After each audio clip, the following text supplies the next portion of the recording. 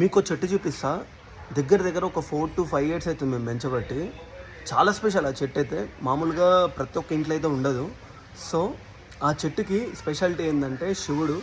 మామూలుగా మనము శివుడు అంటే రుద్రాక్ష అంటాం. సో రుద్రాక్ష చెట్టు అయితే మా దగ్గర ఉంది. సో నేను అది చూపిస్తా. ఎంతమందికి తెలుసో కింద కామెంట్లో పెట్టండి.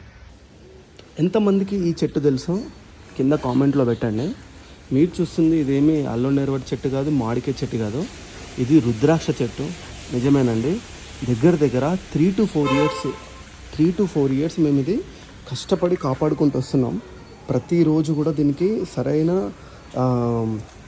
ఉంటాయి కదా చెట్టుకు సంబంధించినవి, అవన్నీ కూడా మేము ట్రీట్మెంట్ అయితే ఇస్తున్నాము.